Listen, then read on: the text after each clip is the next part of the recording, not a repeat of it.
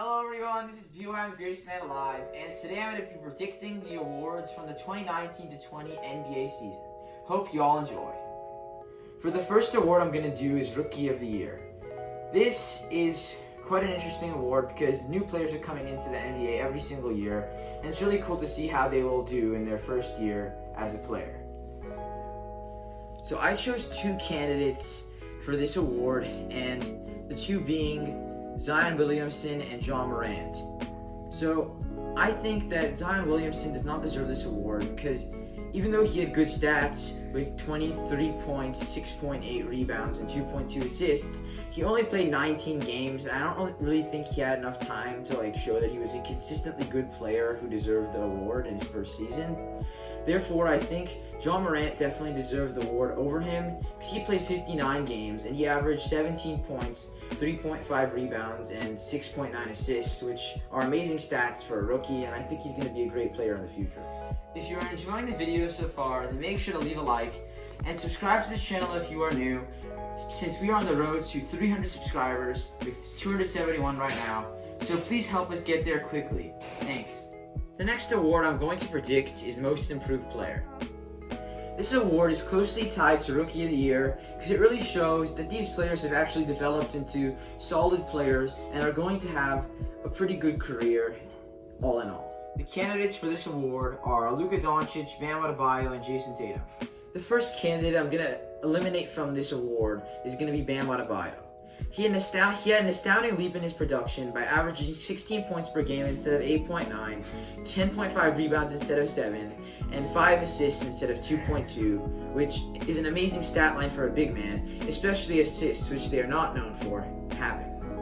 However, I think this was due to the fact that he had a lot more minutes per game this year, in 34 instead of 23, and I think he was still a good player last year, and he just didn't have enough time to prove himself because he was in the shadow of Hassan Whiteside, who Miami decided to play over him, even though he might have been better, because they were paying him a lot of money. Sadly, the next player who I'm going to eliminate is one of my favorites, or probably my favorite one, in Jason Tatum. He had a great season, and he upped his production just like all the players in Most Improved, and he had 23.6 points per game instead of 15.7, 7.1 rebounds instead of 6, and 2.9 assists instead of 2.1.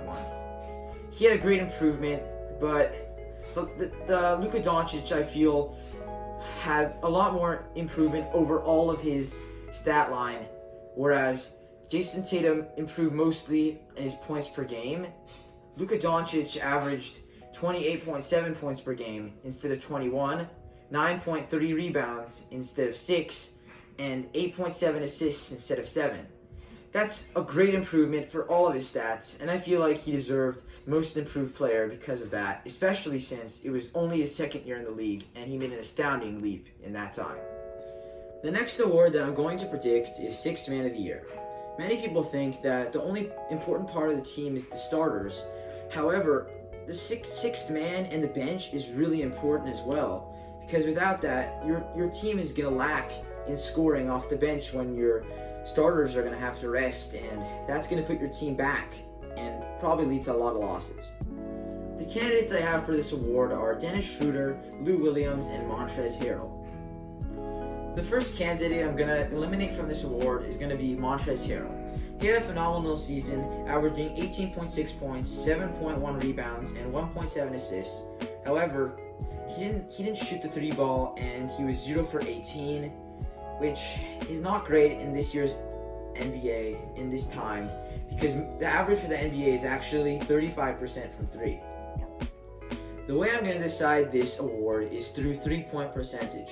Both of these players have a very similar game in Lou Williams and Dennis Schroeder, where Lou Williams averaged 18.7 points per game, 3.1 rebounds, and 5.7 assists, and Dennis Schroeder averaged 19 points per game, 3.7 rebounds, and 4.1 assists. However, Lou Williams only averaged 36% from 3, while Dennis Schroeder averaged 38% from 3, which is an amazing stat. The next category I'm going to predict is going to be Defensive Player of the Year, with the candidates being Anthony Davis, Giannis Antetokounmpo, and Rudy Gobert.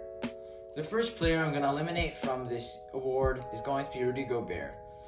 He had an amazing stat line with 2 blocks and 0.8 steals. However, that was not enough, whereas the other candidates had a more well-rounded defensive stats. The next player I'm going to eliminate from this award is going to be Giannis Antetokounmpo. He had 1 steal and 1 block, which is a very well-balanced defensive stat. However, it was no match compared to Anthony Davis, who had 2.4 blocks and 1.5 steals, which is amazing for him as a center.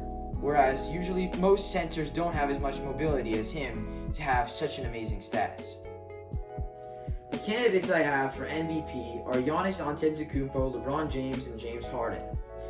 MVP is not just about the player's stats on their own. I'm going to base it on the fact of how well their team did as a whole. The first candidate I'm going to eliminate from this award is going to be James Harden. He had a career year, one of his best in a long time, and he averaged 34 points per game, 6 rebounds, and 7 assists. But his shortcoming here was his team, where compared to the other players, his team only had 40 wins and 24 losses, which is going to be his downfall here. The next player I'm going to eliminate is LeBron James. He had a great season, averaging 25 points per game, 7.8 rebounds, and 10.6 assists, which he led the league with. And the reason I'm going to eliminate him from here is because his team had less wins than Giannis Antetokounmpo in 49 and 14, and Giannis had 53 and 12 with the stat line of 13 rebounds and 5.8 assists. Last but not least, I'm going to predict the award of Coach of the Year. This is a pivotal award for an NBA coach because it really shows how well they have made their team, and without them, their team would probably not be as good as they are now. The candidates I've chosen for this award are Mike Budenholzer of the Milwaukee Bucks, Nick Nurse of the Toronto Raptors, and Billy Donovan of the Oklahoma City Thunder. The first coach I'm going to eliminate from this award is going to be Mike Budenholzer. He had the best record in the league, with 53 wins and 12 losses. However, I believe that his MVP, whom I'm going to predict to be Giannis Antetokounmpo, will have a lot to participate in that. And the other coaches in this award don't have stars like he does. The next coach I'm going to eliminate from this award is going to be Billy Donovan. The reason for this is that even though he had a solid record with 40 wins and 24 losses, and his team didn't have any stars at all, I still believe that the Toronto Raptors, led by Nick Nurse, are a better team. The Raptors went on a 15-game winning streak during the season, which bolstered their record and allowed them to reach the second seed right behind the Milwaukee Bucks. And I believe that Nick Nurse had a huge role in developing Pascal Siakam and having him be a great player and improving tremendously from the previous year. Hope you all enjoyed the video. If you did, make sure to leave a like and subscribe. And if you'd like to see more NBA-based content and perhaps predicting later parts of the 2020 NBA season and further on, then please let me know in the poll in the right-hand corner. Thank you all for watching, and have a good night.